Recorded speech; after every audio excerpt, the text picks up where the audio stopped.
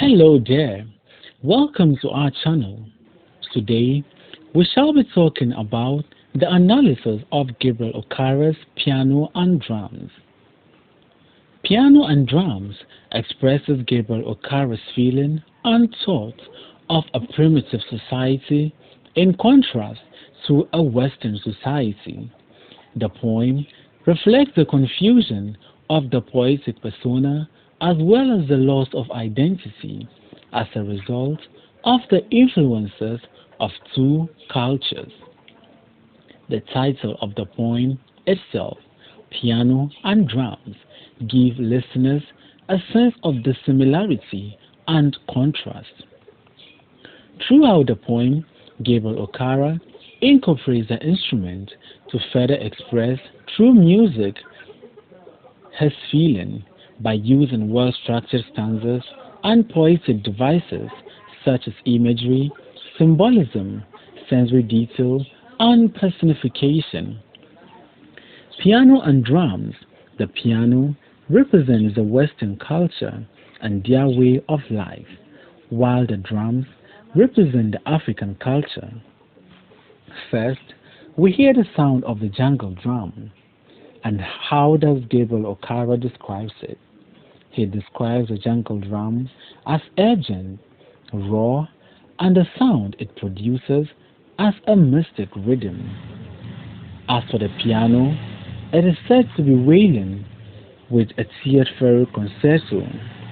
We got an expression that while the Western culture is portrayed as seductive and attractive, it is far more complex than imagined and leaves people in the middle of a phrase at a dagger point. However, he describes the jungle drum with less of love and passion.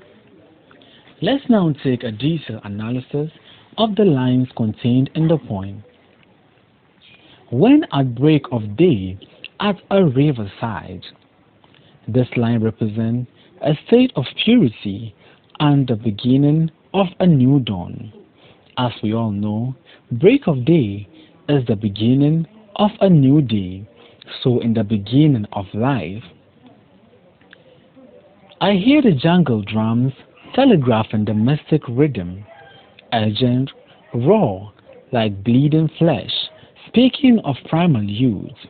Here, Gabriel Okara uses positive words to describe his love for the African culture.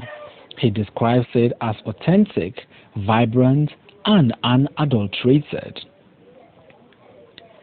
And in the beginning, I hear a panther ready to pounce, the leopard snarling about to leap, and the hunter's crouch with spear poised. Here, our poetic persona invokes the reader's sense of imagery as we are taken into the jungle. These lines describe the African culture as primitive and unattractive. However, the subsequent lines tells the opposite.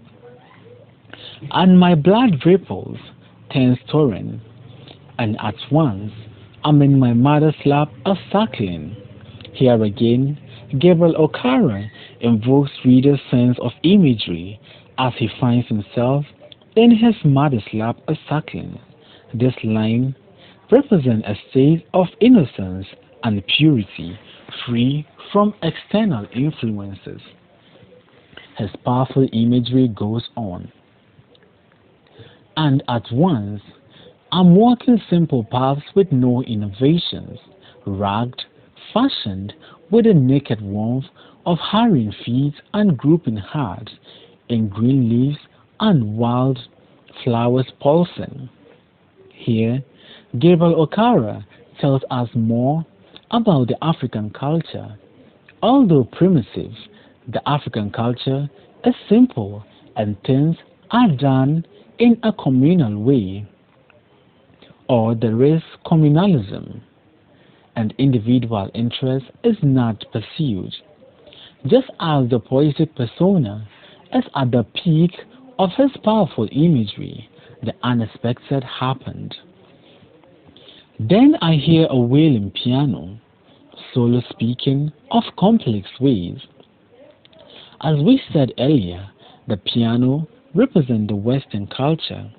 Here, the piano is seen as an interruption through the powerful imagery he has created. He describes the Western culture as complex and individualistic in nature, considering the word he used, solo speaking of complex ways in Third Concerto and New Horizon with coaxing diminuendo, counterpoint, crescendo. What this line simply means is that the interaction or influences that the Africans see today are from faraway lands, which is more or less an external influence on his native culture, we signal an impression that the Western culture is portrayed to be seductive and attractive, but is far more complex than one can imagine. Gabriel Okaras deliberately uses complex words like coaxing, diminuendo, counterpoint, crescendo to further establish how complex the Western culture is from the inside, but seductive and attractive from the outside.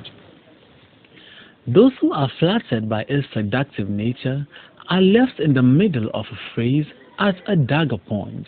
The word dagger signals a sense of danger, while the jungle drums induces memories and images of hunting in a primal lifestyle and the simple life surrounding the beauty of nature. The piano, on the other hand, is described with mixed feeling. At a point, we hear a wailing piano, then came the word tearful to suggest danger and complexities. However, our poetic persona, Gabriel Okaras, went on to describe it as seductive and attractive. What this means is that Africans' love for their culture is not strong enough to prevent them from imitating the Western culture. And I lost in the morning mist of an age at a riverside, keep wandering in the mystic rhythm of the jungle drums and the concerto. Here, our poetic persona, or Africans in general, are lost, wandering aimlessly, as the influences around them is stronger than what one can imagine. The Africans are torn between two equally important cultures due to civilization. He used the word riverside to mean a point of decision making. He has gotten to a point of decision making, but is uncertain and is unsure as to what to do. Our poetic persona is in a state of dilemma whether to choose the jungle drums or the wailing piano. Thanks for watching today's video. Do enjoy the rest of our videos.